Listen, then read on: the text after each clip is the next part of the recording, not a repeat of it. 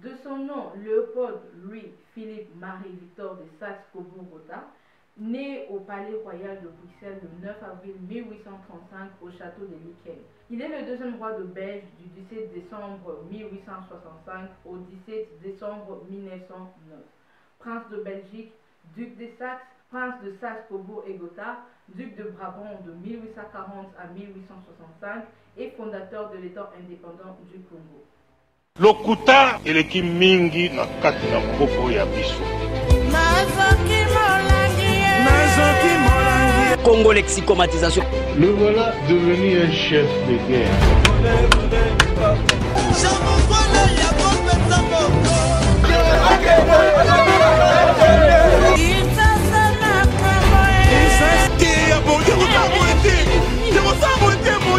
Suki pembe lobby na gris. Mboko na maboko na nani na maboko ya jeunesse. Coucou tout le monde, bienvenue dans cette nouvelle vidéo. Aujourd'hui, nous n'allons pas vraiment parler de Léopold en soi, mais nous allons plutôt parler de son rapport avec le Congo. Donc je me suis dit que ça serait super un 30 juin, le jour de l'indépendance du Congo, de parler de la personne qui a en quelque sorte fondé la RDC. Léopold II succède à son père Léopold Ier au trône de Belgique en 1865. Il est le petit-fils de Louis-Philippe Ier et le frère de Charlotte, l'impératrice consort du Mexique. Le 10 décembre 1865, le premier roi de Belgique, donc Léopold Ier, meurt et son fils le succède et il prête le serment constitutionnel le 17 décembre de la même année, soit 7 jours après la mort de son père. Le tout nouveau roi, il a tout juste 30 ans et son règne durera 44 années. Léopold est surnommé le roi bâtisseur car il transforme radicalement les villes comme Bruxelles ou Ostende et ses goûts architecturaux le portent en général vers le classicisme français. Et si en Belgique il est plutôt aimé ou apprécié jusqu'à récemment, au Congo c'est une toute autre histoire. Avant d'accéder au trône de Belgique, Léopold II, alors duc de Brabant, se montre déjà intéressé par l'idée de la colonisation dont il vante déjà le mérite, et aussi par le système de culture qui alors était mis en place par les Hollandais. Ce principe dit de culture forcée était destiné à rentabiliser au maximum le rendement de la colonie des Pays-Bas. Léopold II se montre favorable à ce système qui consistait non seulement à acheter les produits des plantations à un prix arbitrairement, mais aussi à mettre en place des fonctionnaires qui obtenaient des primes en fonction de leur production. En 1876, à l'issue de la conférence géographique de Bruxelles qui réunit le 12 septembre au Palais Royal de Bruxelles, des géographes, des explorateurs, des philanthropes et d'autres personnalités de différentes nationalités connues pour l'intérêt qu'ils portent à l'Afrique. Léopold II organise l'Association internationale africaine comme paravent philanthropique à ses projets privés d'exploitation de richesses de l'Afrique centrale. Le 17 novembre 1879, Léopold II crée l'AIC, l'Association internationale du Congo, à partir du comité d'études du Haut-Congo qui était instauré l'année précédente. Sous la direction de Léopold II, Henry Morton Stanley entre en concurrence avec l'explorateur français Pierre Savorgnan, excusez-moi si je prononce mal le nom, Pierre Savorgnan de Brazza pour acquérir de droits sur la région du Congo qui deviendra le Congo belge. Pendant les 5 années suivantes, Stanley va travailler à ouvrir le Congo à une exploitation intensive en construisant une route du fleuve inférieur où le fleuve devient navigable. Léopold II charge aussi Stanley d'obtenir des contrats d'exploitation de leurs terres par l'AIC. Grâce à ces contrats, ces territoires seraient proclamés États libres par l'AIA, qui aurait alors la souveraineté intégrale des territoires colonisés. L'action de Stanley permet à une personne privée, c'est-à-dire Léopold II, de devenir propriétaire de 2,5 millions de kilomètres carrés, c'est-à-dire le Congo, ainsi que de la force de travail de ses habitants. Donc en soi, Stanley n'a pas seulement découvert l'embouchure du fleuve Congo, il a permis aussi la colonisation de celui-ci. Ça par exemple, on ne nous l'enseigne pas à l'école quand on étudie l'histoire de Stanley. À la conférence de Berlin de 1884-1885, des représentants de 14 pays européens et des États-Unis reconnaissent l'AIC présidée par Léopold la souveraineté sur l'État indépendant du Congo. Lors de la signature de l'acte final de la conférence de Berlin, Léopold II n'assistait même pas à la séance. Lors de cette conférence, l'abolition de l'esclavage et l'interdiction de la traite négrière sont également prononcées. Selon le roi devait demander l'autorisation aux deux chambres afin d'être autorisé à devenir le chef de l'État fondé en Afrique par laïcité. Il rédige alors une note au Parlement afin de lui demander son accord. Immédiatement après la réception de cette note, un projet de résolution est débattu à la Chambre le 28 avril 1885 et il est voté à l'unanimité. Donc, Léopold II maintenant devait se choisir un titre. Après avoir songé à celui d'empereur du Congo, il opte finalement pour celui du roi du Congo. En 1891, Léopold II emploie l'explorateur canadien et commandant militaire britannique William Grenfell afin de répondre le contrôle du Katanga convoité par Cecil Rhodes pour l'Angleterre. 3 expéditions sont menées au Katanga. Terre effectuant la première, au cours de celui-ci, il constate que la famine est totale et que les missionnaires anglais sont autorisés par Mtir, roi du Garanganze. C'est compliqué à prononcer. Garanganze, genre l'actuel Katanga maintenant, de la tribu de Wanyamwezi. Le 20 décembre 1891, un officier belge, Omar Godson, tue le souverain katangais d'une balle dans la tête, délivrant la population indigène du despotisme de leur souverain. Le coup d'État provoqué par les Européens réussit pleinement. Ensuite, des autres expéditions ont été entreprises en vue de conclure des traités avec des chefs locaux et de proclamer partout la souveraineté de l'État indépendant. L'historien Van Celici, voilà cet historien-là, est formé sur le motif de la colonisation.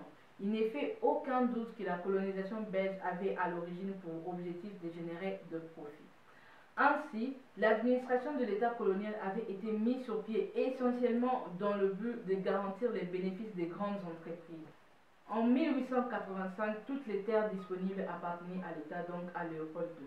Le meilleur terre était donc attribué aux colons et qui a pour conséquence le dépouillement des terres des Congolais. L'objectif de générer des gains fut dès lors largement atteint. Entre 1896 et 1907, alors que le Congo était la propriété personnelle de Léopold II, la colonie rapporta environ 450 millions d'euros au domaine de la couronne. Ces bénéfices ne furent pas pour le peuple congolais, mais investis dans des projets de prestige en Belgique.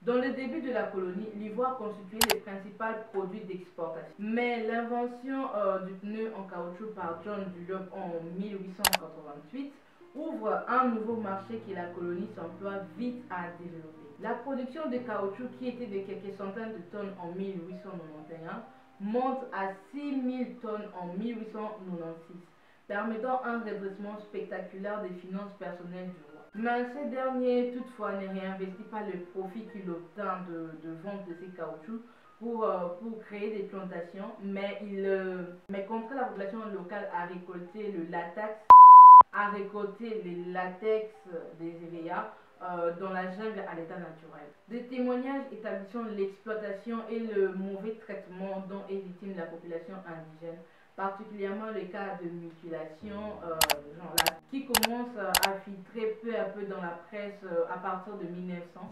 Le journaliste et écrivain Edmond Den Morel, qui travaillait alors pour une compagnie maritime, essaie d'alerter l'opinion sur le fait que le bateau quittait le port d'Anvers, une ville de la Belgique, quittait le port d'Anvers avec des cargaisons d'armes et revenait chargé de caoutchouc.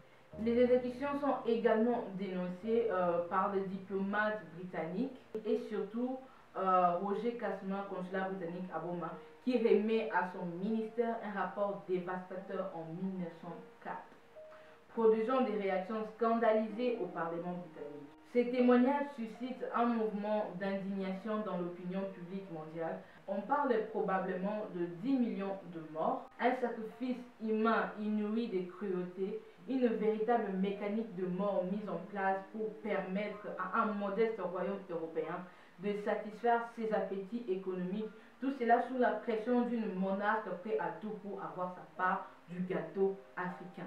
En 1904, une commission d'enquête est dépêchée sur place.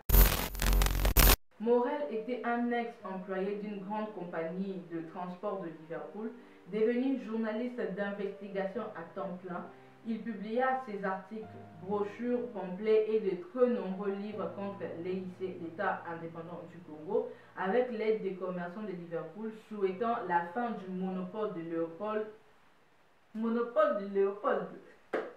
Pendant cette période, il y eut beaucoup d'articles et témoignages sur la cruauté du règne de Léopold II. Et la situation au Congo était désormais connue de tout le monde.